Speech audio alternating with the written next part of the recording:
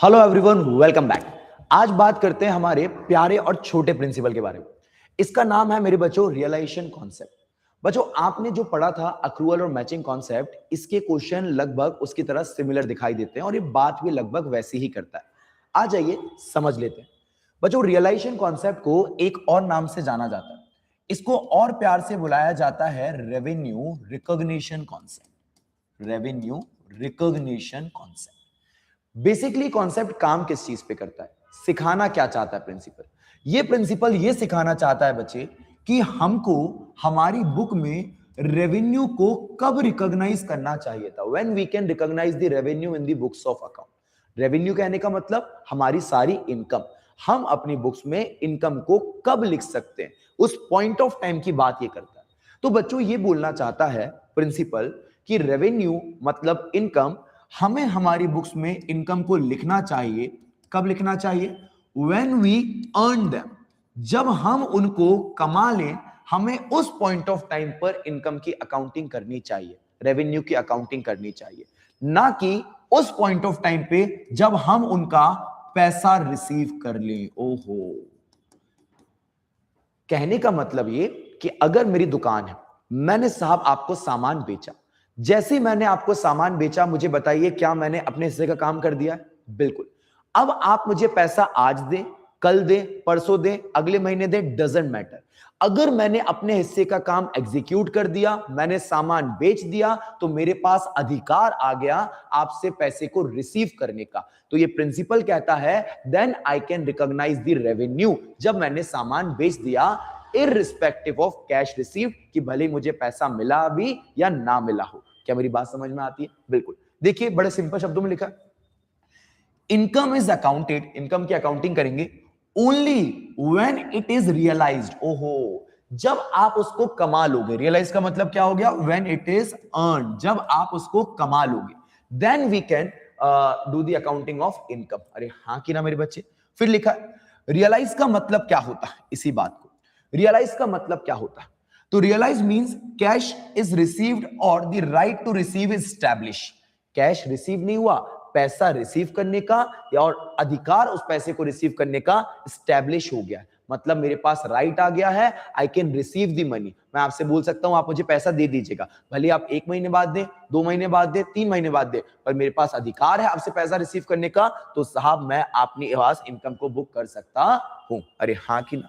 फिर देखिए और एक्सटेंड वर्जन बोला गया, a sale is recognise. Sale को आप रिकॉग्नाइज कब करेंगे? A sale is recognise as income, आप सेल को इनकम मान लीजिएगा, even when the amount is not yet collected. भले ही आपके पास पैसा नहीं आया हो, पर अगर आपने सेल कर दिया है तो आप उसको अपने पास इनकम मान सकते हैं। अरे हाँ कि ना बच्चों? चलिए आज एक छोटा सा एग्जांपल ले लेता हूं ताकि बात और बेहतर समझ में आ जाए। बच्चों, ये है हमारी मस्त आईफोन स्टोर, मस्त शानदार वाली एप्पल स्टोर है। अब इधर देखना, एप्पल स्टोर को अपने पास से आईफोन सेल करने, और ये जब आईफोन बेचेगी तो हम बात करेंगे कि ये कब रेवेन्यू रिकॉग्नाइज करेगी। ठीक है, सबसे पहले इन्होंने क्या करा, इन्होंने एक आईफोन बेच दिया शाहरुख भाई को। ठीक है, अब बच्चे इन्होंने अपना मोबाइल बेच दिया, ये देखो ये प्यारा सा मोबाइल चला गया, ये रहा बेटा वो कटा से हो। अरे हाँ कि ना? बेच दिया। शाहरुख भाई ने अभी के अभी पैसा दे दिया। अभी के अभी क्या भेज दिया मेरे बच्चे? इन्होंने भेज दिया पैसा। बताओ इसको हम क्या बोलते हैं? इसको हम बोलते हैं कैश सेल। अब मुझे बताइए, हमको हमारी दुकान के हिसाब सोचना है। क्या दुकान ने सामान बेच दिया? हाँ। क्या दुकान ने अपना काम कर दिया? हाँ। दुकान ने अपनी ऑब्लिगेशन फुलफिल कर दी। अब क्या ये लोग अपने पास रेवेन्यू रिकॉग्नाइज कर सकते हैं? बिल्कुल। इस पैसे को ही अपना पैसा मान सकते हैं, इसको एज अ रेवेन्यू रिकॉग्नाइज कर सकते हैं। ठीक है, ये इसकी अकाउंटिंग कर लेगी, अपने पास सेल बुक कर लेगी, बिल्कुल तरीके। ठीक है, दूसरा एग्जाम्पल मान लीजिए साहब, ये रणवीर भाई। रणवीर भाई को तो कौन नहीं जानता, इनको बहुत सारे आईफोन खरीदने पड़ते हैं, ना जाने किस किस के लिए आईफोन खरीदने पड़ते हैं। तो इन्होंने आईफोन खरीदा पर उधारी पे खरीदा, क्योंकि बहुत सारे खरीदने होते हैं ना बेटा टाइम टाइम पे। तो साहब आईफोन वाले ने इनको भी आईफोन बेचा, ये देखो आईफोन बेच दिया बेटा। ठीक है, फिर बदले में इन्होंने पैसा अभी नहीं दिया, पैसा अभी नहीं दिया।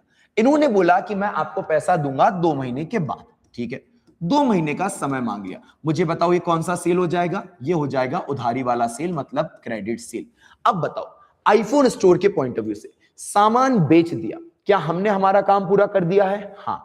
हमने अगर हमारा काम पूरा कर दिया है, इररिस्पेक्टिव ऑफ कैश कि पैसा मिला या नहीं मिला, हम उसको हमारी इनकम मान सकते हैं, हम रेवेन्यू रिकॉग्नाइज कर सकते हैं। फॉर सपोज ये आईफोन था 1 लाख रुपए का, तो ये लोग अपने पास 1 लाख की इनकम को बुक यहां पर कर लेंगे।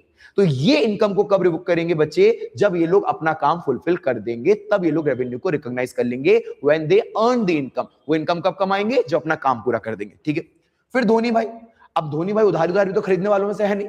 धोनी भाई ने क्या करा, इनको है ना समय से पहले पैसा भेज दिया, मतलब इनको एडवांस पैसा भेज दिया। ये देखिए, एडवांस में पैसा भेज दिया, पहले ही पैसा भेज दिया। अब बच्चे आईफोन स्टोर को है ना आईफोन भेजना बाकी है, अभी आईफोन भेजा नहीं गया है, अभी आईफोन यहां से शिफ्ट नहीं हुआ है, ये पहुंचा नहीं। तो मेरे बच्चे, अभी धोनी भाई ने पैसा भेज दिया, इन्होंने आईफोन अभी भेजा नहीं है। अब बताइए ये लोग कब रिकॉग्नाइज करेंगे रेवेन्यू को? तो बोला गया, क्या आईफोन स्टोर अपने हिस्से का काम कर चुका है? नहीं, उनके हिस्से का काम क्या है? आईफोन भेजना, आईफोन बेचना।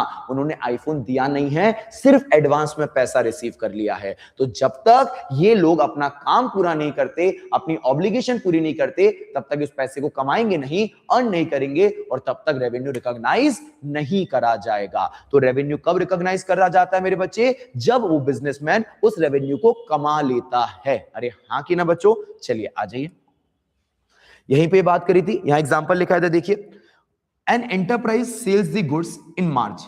एक एंटरप्राइज ने मार्च के महीने में सामान बेचा, मतलब आखिरी महीने में बेचा साल के, and receive the amount in April.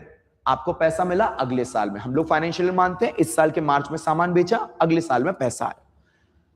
Revenue of this sale should be recognised in March. इस सेल का रेवेन्यू कब रिकॉग्नाइज करा जाएगा बच्चे? तो उन्होंने बोला इसी साल में मार्च में रिकॉग्नाइज करा जाएगा। अक्रूवल प्रिंसिपल भी ये बोलता है, जिस साल का सेल है उसी साल रिकॉग्नाइज कीजिए। मैचिंग प्रिंसिपल भी ये बोलता है, जिस साल का है उसी साल आपको रिकॉर्ड करना पड़ेगा, उसी साल की इनकम और एक्सपेंस मैच करने चाहिए आपस में। और रियलाइजेशन कॉन्सेप्ट भी बोलता है, अगर आपने अपना काम कर दिया है, आपने अपनी ड्यूटी फुलफिल कर दी है, आपने वो पैसा कमा लिया है, तो आप उसको बुक्स में रिकॉग्नाइज कर सकते हो। आप दुनिया को बोल सकते हो कि हाँ ये इनकम मेरी हो चुकी है, भले ही वो पैसा आपको बाद में मिलता रहेगा। अरे हाँ कि ना बच्चे? बिल्कुल। तो भैया यहां पे बोला गया, that is when the goods are sold it is so because the legal obligation has been established. क्योंकि आपने अपना काम कर दिया, तो सामने वाले के ऊपर एक लीगल ऑब्लिगेशन आ गई कि उसको आपको पैसा देना पड़ेगा। आई होप आपको ये कॉन्सेप्ट बेहतरीन तरीके से समझ में आ गया होगा। अच्छा लगा कॉन्सेप्ट तो डेफिनेटली आप कमेंट बॉक्स में बता सकते हैं, और मिलते हैं नेक्स्ट वीडियो में नेक्स्ट कॉन्सेप्ट के साथ। पेपर की पढ़ाई जबरदस्त तरीके से करते रहिए, आपके पेपर बहुत पास है, अच्छी तैयारी से ही अच्छा रिजल्ट आएगा। चलिए, thank you so much, tata bye bye, मिलते हैं।